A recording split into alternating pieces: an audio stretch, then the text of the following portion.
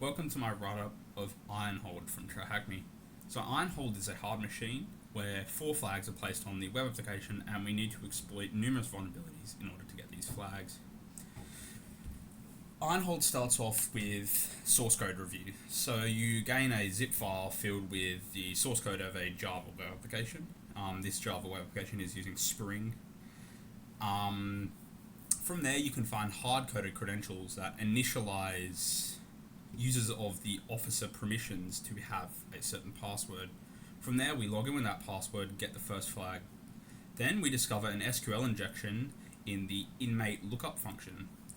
This allows us to union inject and get a flag that was placed in the database. From there, we can find a mass assignment vulnerability that allows us to change post parameters in order to directly edit Java object members. Therefore, we could change our Java object member of role to warden. Then we get the third flag. The fourth flag is gained in a Java deserialization attack. We have an endpoint that exports Java deserialized objects, and we can create our own serialized objects to get command execution through the import function. So first thing I'm going to do is start with an mmap. When I started this, I didn't start with an mmap, but I eventually did one later to check for any front-facing databases because we found hard-coded database credentials.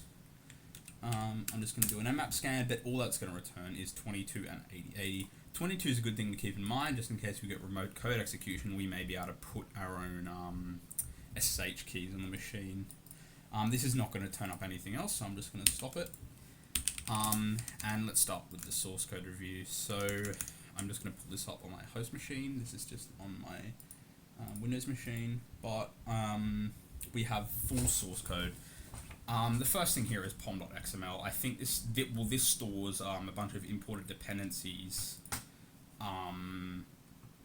that we want to use in the code of this Java web application. The one that sticks out to me is common collection. So this is a group known to have the ability to chain functions together to get command execution when we are conducting a deserialization remote code execution attack, meaning that this dependency or this library contains functions that we can abuse to get remote code execution. So this is identical to rock chaining in binary exploitation, where we jump around functions and import we move different stuff into different registries using predefined functions to then get remote code execution. We will go to resources and we have all this other stuff here. Evidence seems like some txt files for some functionality, style.css, we don't really care about that. All the HTML.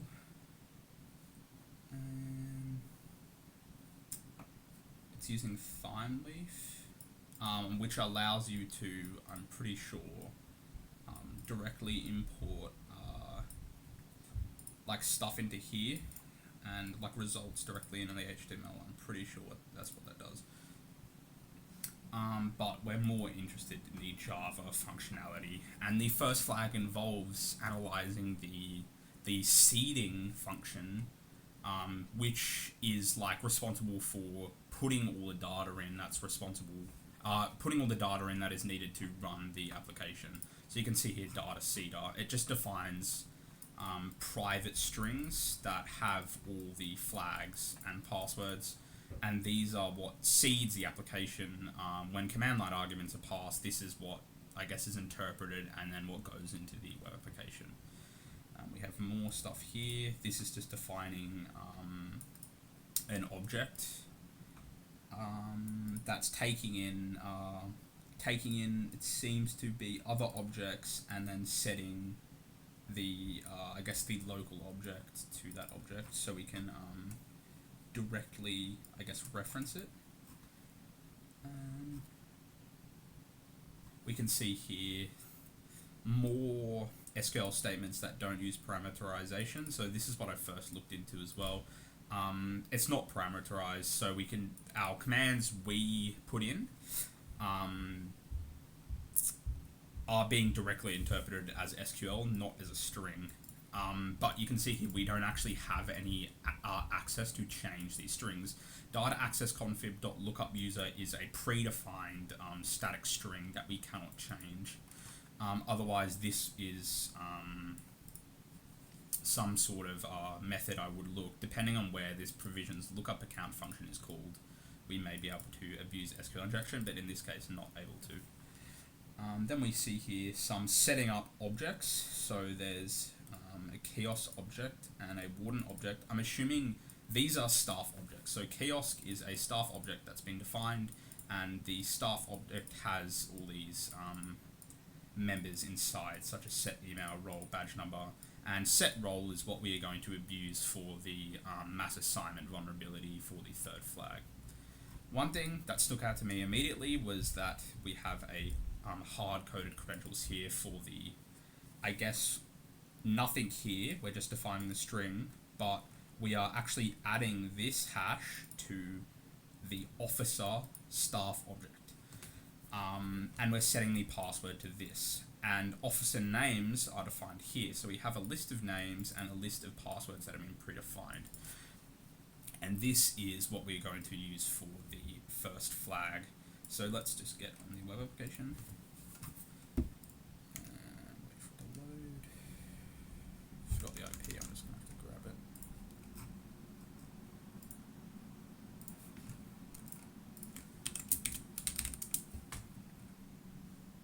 I've got a proxy up, and we'll just keep that for later.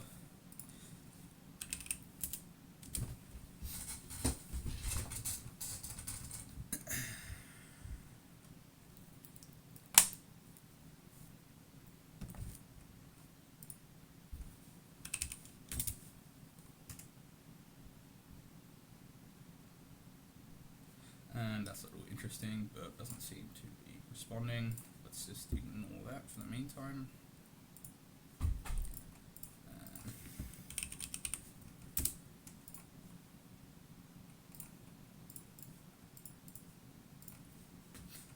And staff login. So let's just get up this thing here and copy the password and use the m.chen and the password is this. And this is successful. And we get the first flag here. So the next thing I did was have a look around at what we can access here. So this immediately, some sort of database, so higher on priority list. Looked around, we also have some sort of maybe API. Not an API, but just an endpoint that is taking in IDs, maybe exploitable to SQL injection, but I checked the source code and this is just loading in Java objects. It's not actually doing any database sort of checking. I think you're able to test notes. I test for HTML rendering to see if we may be able to get some cross-site request forgery to steal a warden cookie. Or an authenticated cookie admin panel, obviously access denied. So this is all interesting stuff. So it says warden clearance is required. So we're going to check what is checking for warden clearance to see if we may be able to bypass the authorization mechanism on the back end. But in our case, it's the inmate's record. And luckily we have access to the source code. So let's just pull this up and we'll look for security and maybe controller, inmate controller. So yeah, this is what we're looking for. So inmate search and select ID. This is not parameterized, so this is where we're going to SQL inject. The method to like avoid this mistake would be to use something like, you have the question marks and then you like append to the question marks. I think there's also a method or a function to directly include sanitized statements as well, and also parameterize with other commands. But Q, do we have access to Q? Q is a request parameter, and it's checking if it's null or blank. If it's blank, it'll return everything. If it's not, it will just search for name equals such and such. So we can directly SQL inject into this statement. So let's do just that. So first we're going to confirm SQL injection. Let's pull it up here. So it's checking for something included in single quotes. So what we could do is put a double quote inside. If we put a double quote inside, it shouldn't error out if my logic is correct. And it's not going to error out because that double quote is in between two single quotes. It's still a valid string. If we put a single quote in, it will have a leftover single quote and cause an error. And that's exactly what's happening. So we can confirm SQL injection based on that. And since we have source code access, we can craft our own custom, or not custom, we can handcraft a SQL injection query. You could just use SQL map, but I'm not a fan of SQL map, especially when you have source code access, because it's just going to attempt to like blind. You could probably set modes to only do basic checks, but it's just going to check blind injection, fill the logs with SQL injection attempts, potentially crash the web server, and it's just probably slower than doing it by hand. But let's pull up a notepad up here. Okay, it's lost. And this is what we're working with. Okay, so what do we want? So we want to close a string, and then we want to union select. But union select what? We could access potentially staff records, session IDs to steal a warden cookie from the database, potentially upload a web shell by union select into outfile, stuff like that. But in our case, this won't work, and we're actually quite limited to the tables in the database we are actually able to access. And this is because, or this is disclosed in the source code when I was looking at database access. In the database access config contains hard-coded credentials. You could also potentially try to see if this is reused. If you see this first, but this is not the way. And this is when I checked for a front-facing database to see if we may be able to authenticate with these credentials. But see here, the public inmate lookup runs under separate reduced privileged account that can only read the records of the feature it's meant to serve. This is a good security practice, and if this wasn't done, we would be able to probably instantly compromise the machine. So this is a great step. So only floor-facing search can ever reach staff credentials. So we can't actually restart credentials. It doesn't disclose exactly what we can't reach, but most of the tables in the database we weren't able to reach, including, session cookies. And the session cookie authorization method for this web application used database, hash, and then it would compare to the cookie that was being passed. So it wasn't a cookie containing user information, it was a cookie referencing a database entry. So with that in mind, what do we actually want? We can remember that the seeder function actually contained all the flags, and you can see here flag 2, flag 3, not flag 4. This is because flag 4 can only be gained from getting remote code execution on the machine. What we can do is search for, flag 2 to see where else it is referenced in this function, because it is a private string. Public class, it may be able to reference outside of this module, but let's see here where else it is rendered, but in our case it's only referenced once in this function, and you can see here seed case file, insert into case files, case number, title, and this is an example of the parameterization I was talking about. So this would input values and in turn not be vulnerable to SQL injection, because it is not actually interpreting these as statements, but itself as strings.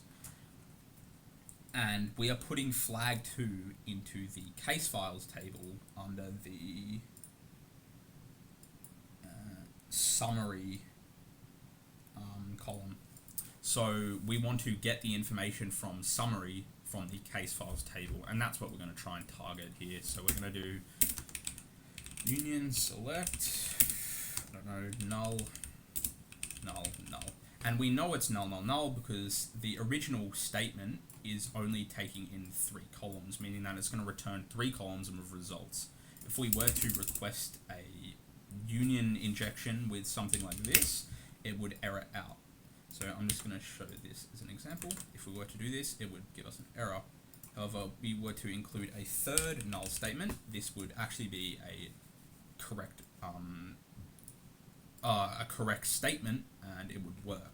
So we could brute force as well how many columns it's returning, but we know it's 3. So 4 wouldn't work, 2 wouldn't work, so 3 works. And we're just going to put here, we want to select summary.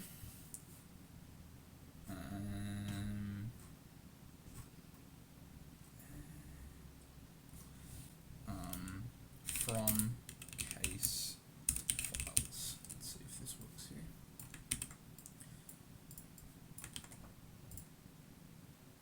And we get the flag. So this is the second flag. From here, I tried to obviously access other tables, but wasn't able to get anything good. Wasn't able to upload reverse shells. At least I think, because I was struggling to find the location of the web root, so I couldn't find a directory to upload files into. But I think into out file may have been disabled for our user because it would error out even trying to upload files to /temp. So either they've put some sort of security controls in place that we can't upload to certain directories, or they've disabled that functionality altogether. So this is the second flag. The third flag is a mass assignment vulnerability, and that mass assignment vulnerability is located in the My Profile section here. So let's just go to the source code and check this out. So we want to check for maybe profile controller here. That's what we want. So it takes in a post mapping. So it takes in a post request to profile update, and it just seems to be getting any post parameters and just directly changing the object with it. So it's creating a copy of the object here, and then it's using that copy of the object to change things, and then it's reverting the original object to the state of the copy object.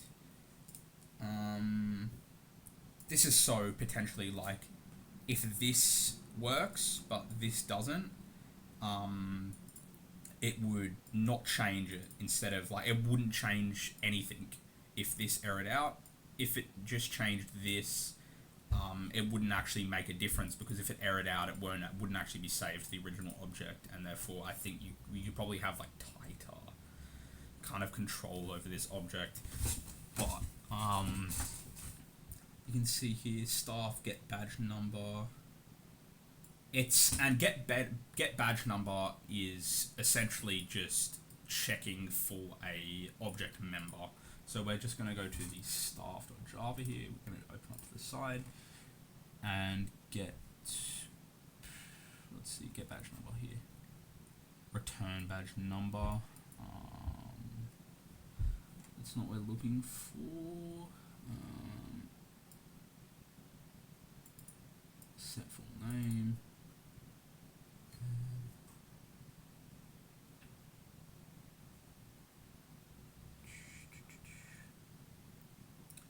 It's just returning the object member of the usernames and passwords here.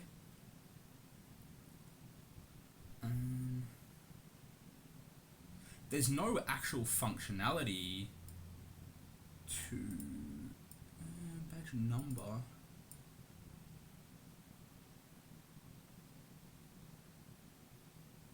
There's no functionality that actually takes in the post request directly. So it's relying on the fact that this model attribute actually takes in post requests and then changes the object members directly with those post requests. So those post requests can, I guess, directly write to member objects. There's no functionality here that I can see that actually takes in the parameters and then sets it. Here it's just checking to see if the staff get badge number exists, and then staff gets badge number is blank.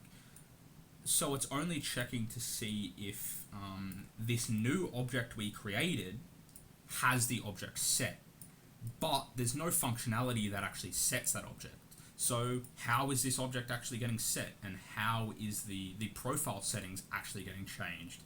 And that is, as I said, because this model attribute takes in post parameters and then sets member objects with those post parameters.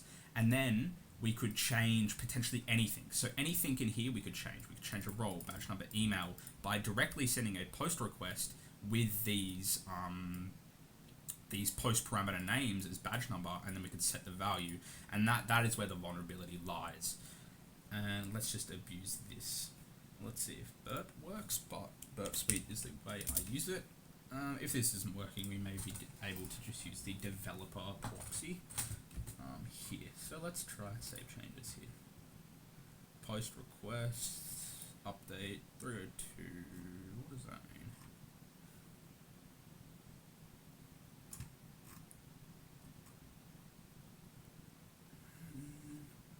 Let's just edit this request here. Check the body here. So these are just the post parameters being sent. And let's add the parameter name of role and set that to warden.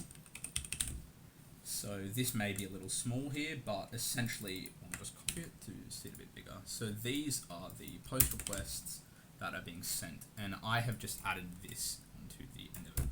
So this is what's getting sent, full name, and you can see this is, we'll just pull up the source code here. It was full name. These are direct object members that are being, I guess, passed. So you can see here. And we're just going to add our and role and set that to warden.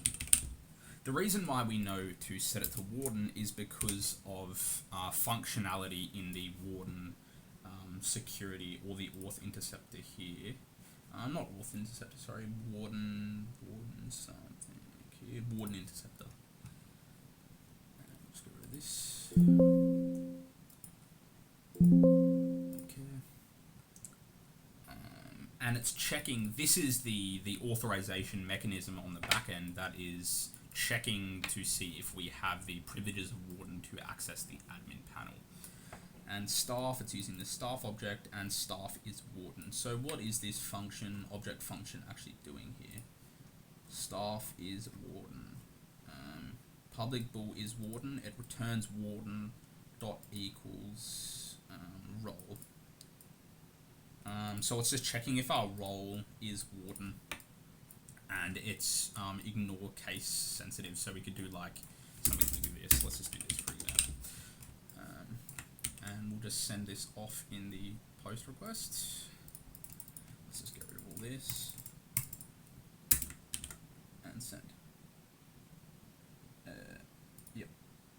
And let's see if this actually worked. We're going to refresh the page, and you can see here the role is actually warden.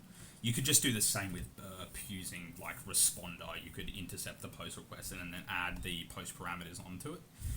But we could see burp was an opening, so we can use the inspect and then the network tab that provides not a proxy, but provides a request and response sending tool. It just copies all the request and response sent, and then we can just edit that and then resend it. So it's not actually intercepting any request. It's merely just giving us the capability to edit and resend. So now we're warden. So we can go to admin panel. and this is the third flag we can gain. The fourth flag is the hardest in my opinion. It took me the longest because honestly I have no experience in deserialization vulnerabilities. I guess it's not really what I focus on. But I was looking around here because this is essentially a static website. And I was looking around the source code to see what we could actually access on this admin endpoint. So let's get this up here. Let's see, admin controller. So we can access staff ID. So it seems that it's just returning, seems to be objects for the ID. So it's searching objects by their ID and returning it. So we could look up staff. This isn't SQL injectable because it's actually just getting a Java object and returning it. It's not sending any database statements, SQL statements, to a database. Control doesn't look like anything interesting. Roster, nothing. Looks like just some objects. Settings, probably more objects. Settings diagnostics. This is where it kind of gets interesting, although nothing can be done. So opt ironhold hinted to the web root for me. So I saw this and I tried to upload a web shell to op ironhold like HTML such and such to try and see if we could upload a web shell, but wasn't able to. I also looked to see if we may be able to somehow get our own values into here, but it's just doing df -h and then opt ironhold. It's not taking any user parameters.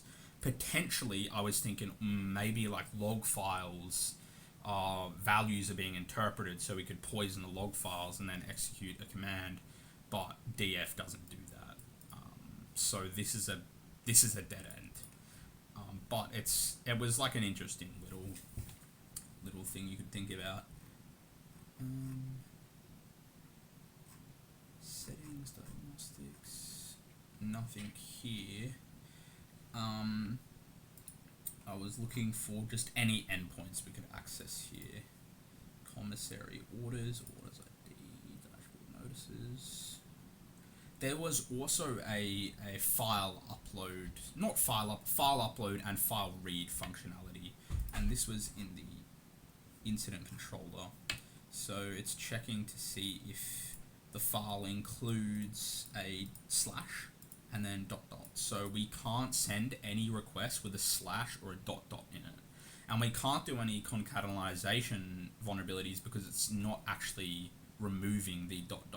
So if it was to check for ... and then it would remove ...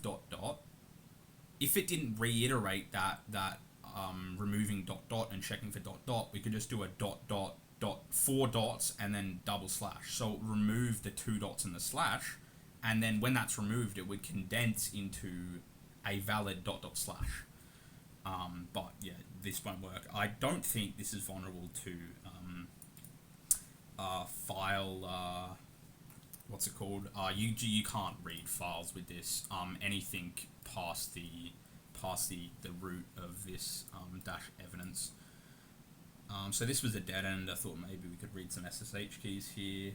It also had a upload functionality, but that also just uploaded .txt files in that controller. Yeah, that's what we already exploited, but it's in the import-export controller.java. That's what we're interested in. The export function just returns a import manifest. Seems to be an object. Current time, current username, local date time. It's encoding it in base 64, putting it to a byte array and exporting it. So it's just exporting a base 64 Java serialized object. And it's serialized in binary, I'm pretty sure. What serialized objects are useful for is, I guess, similar to what an API is useful for, where it provides like an interface between devices. So if a phone wanted to, I don't know, get results, or another device wanted to get results, they could just send it all to an API endpoint with a request and get the results. And this is kind of what it's like. You can send, I guess, objects, and the web server can do whatever they want with these objects.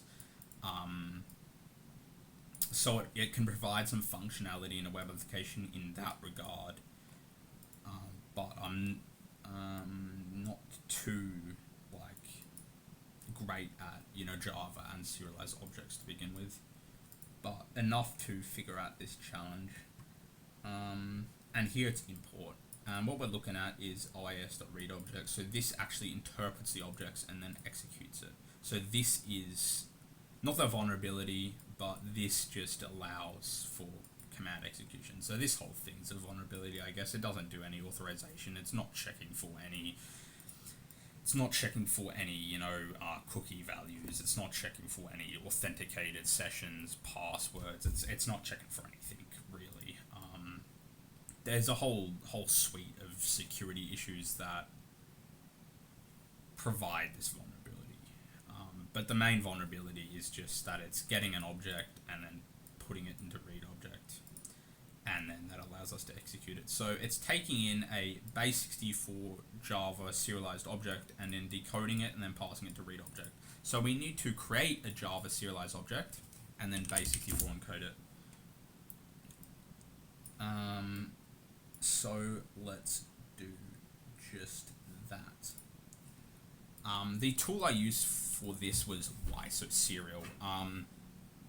I was getting quite mad at Writeup because it was a Java application and the dependency information is very unverbose, and I spent 40 minutes trying to find dependencies only to find out my Java version was wrong. It just, I don't know, maybe I'm not that great with Java, but I just couldn't figure it out.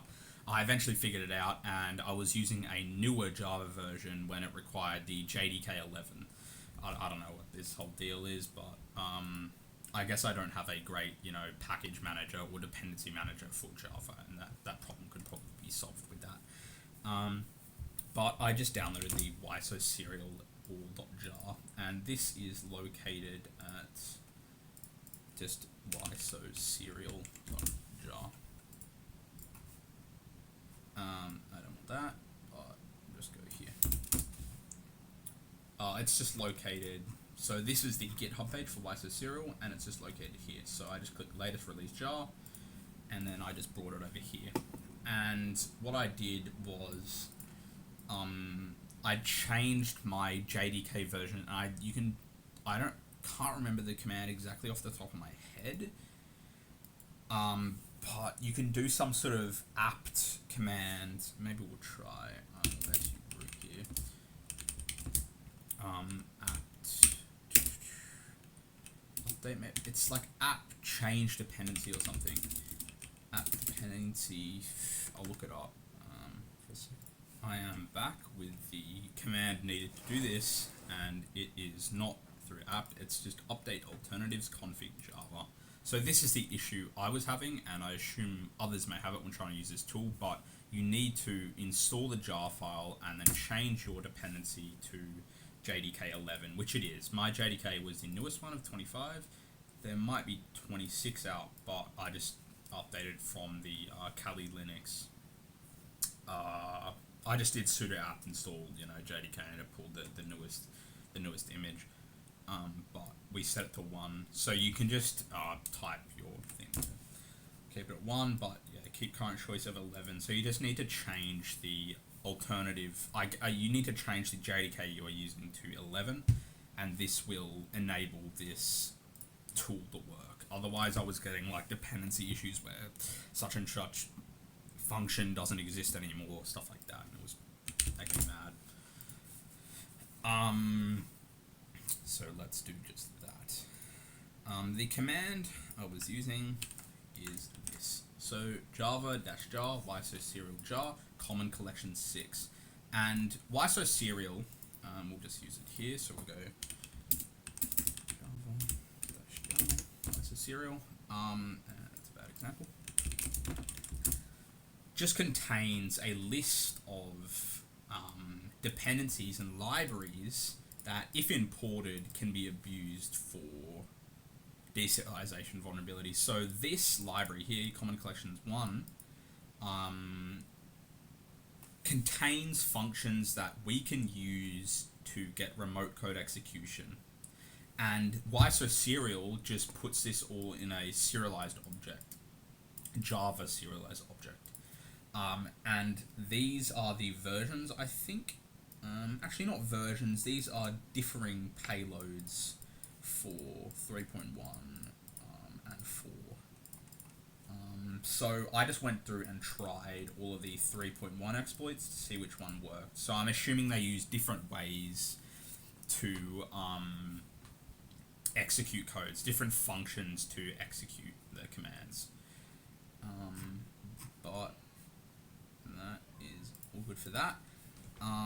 So I just used Common Collection 6 because it was the one that worked, and then I piped it to base64 and then removed all the new lines. So we get some neat base64 like this, and this is our base64 serialized object, and it starts with R0AB, and this is just a base64 of essentially the hexadecimal or binary, or everything's binary, everything's hexadecimal, but the base64, I guess, header of a Java serialized object. I think it's like AECDB or something in hexadecimal, which is the header. But we can get it to get our web server. So let's just see if our command execution actually works in the first place. So we're just going to create a Python server. Where's this other? It's here. We're just going to create a Python server to attempt to, get the request to see if we actually have command execution. So let's just copy this. Actually, we need to first send the URL. We need to send a post request to that import endpoint. We can do this with Burp Suite. My Burp Suite isn't working, but I'm just going to use curl here. So I'm just going to do curl-x posts HTTP. What's the IP here?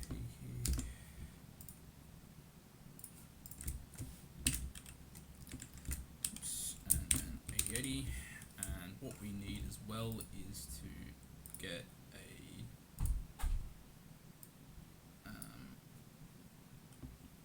a cookie, our authenticated cookie. Actually, we'll just send a network request and just directly get the cookie from this quest header. Doesn't matter. Cookie here. I want the whole string.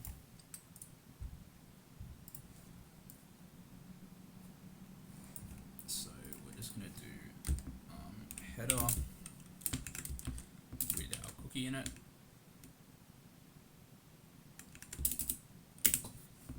Then we're going to include the header to define what kind of content we're passing to this endpoint.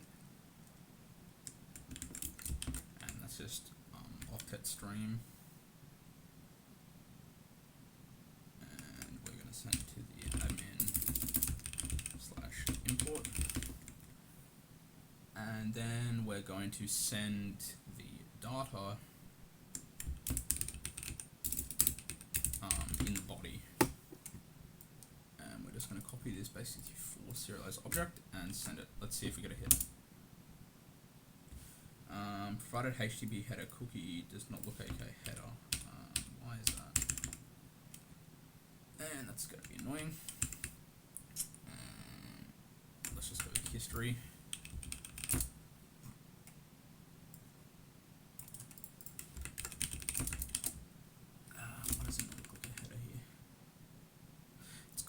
It is not a header because it's not valid because we didn't include that double quotes. I don't even know what that's called. I'm not even going to try and remember.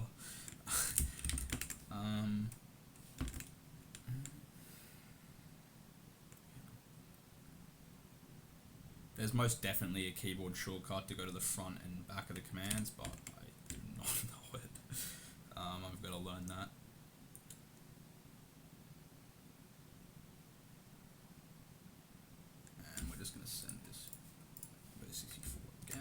we're gonna run this command once to just save it in the history. Bash accepted hash set. So it seems to have worked because in the source code this was the response that would work. Bash accepted. So this is if it works, and this is if it does not work. So it seems to have accepted it, and obviously has, because it has sent a request to our HTTP endpoint. From here, I was struggling really bad with a reverse shell. So I was like Python reverse shells, bash reverse shells, different types of bash reverse shells, try to use netcat, doesn't exist on the system. I'm assuming that there was an issue with like the Java function that may have been calling the execution, that it just wasn't working. So it wasn't even interpreting like this. So I was trying to get like, I'll show you an example here, but I was trying to get, you know, some information like exfiltration via them sending a request to our endpoint, which included like, you know, the ID or whatever. So we could effectively get command execution by them sending the results to our endpoint. So I did something like this, log equals, I don't know, let's try ID. So it would send the results of ID to our log endpoint. However, this just got directly interpreted. So it wasn't actually like doing resolutions like that. It wasn't resolving that bash command. It didn't even resolve like environment variables or something. Either like a collision with the serialized object itself, or the function didn't have that capability without other, I guess, values being passed with it. Because like I've seen like Java execute commands that are like this or something. So yeah, where it expects an object with like each of the, like this, and I was assuming that it may have been something like this that was preventing this from being rendered. So to get around this, I just directly downloaded an executable from our Python web server onto this machine and then ran it. So I'm just going to create the command wget 8000. Let's just do rev.sh here. And we're just going to vim a file called rev.sh. And in this rev.sh file, let's just include bash reverse shell here. What is our IP?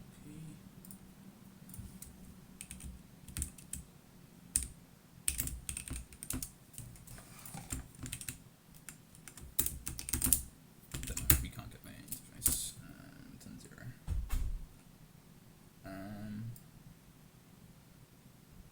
Yep. So we're just going to copy over a reverse shell here. You're going to do bin / and this is going to try and connect to a port 443. So let's just whip up a netcat listener. So we're going to listen on 443. The reason why I use 443 is because if any firewall traffic, or if any firewall is trying to limit outgoing, you know, traffic to only web hosts, which is common in like a fortified network, like it would limit the traffic to only ones that are needed, such as 443, 80, 8080. So this would, if there was a firewall blocking outgoing requests, this may bypass it because it's going to think, oh yeah, port 443 web. But if it's doing any deep packet inspection, it's just going to see, you know, whatever unauthenticated Linux results, unencrypted Linux results flying across the network, and it will just get shut down. So let's save that. And we're going to run this command here. And the reason why I'm not including like a column and then bash rev.sh is because it just wasn't working. It wasn't even interpreting like the columns. We actually need to set an output file here, so temp.rev.sh. So we're just going to save this to temp.rev.sh. The reason why I'm doing this is just in case there's no write permissions to our current directory. So copy selection. And then we are going to send our command here. I'm just going to stop following that. And let's see if it gets it. and it has got the rev.sh file. And now let's try and execute this file here. Bash temp.sh, let's see.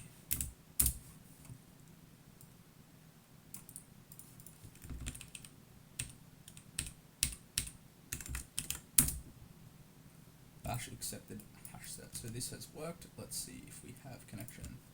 And booyah, we have connection to this web application here. We can do, some fancy commands like export term equals xterm. May have done it the other way. Clear export term equals xterm. Yep. And, you do some bash. This is an sh shell.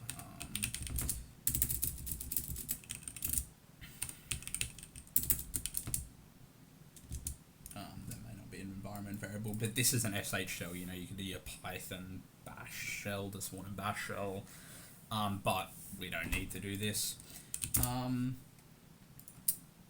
What we need to do is go to /opt and then cd ironhold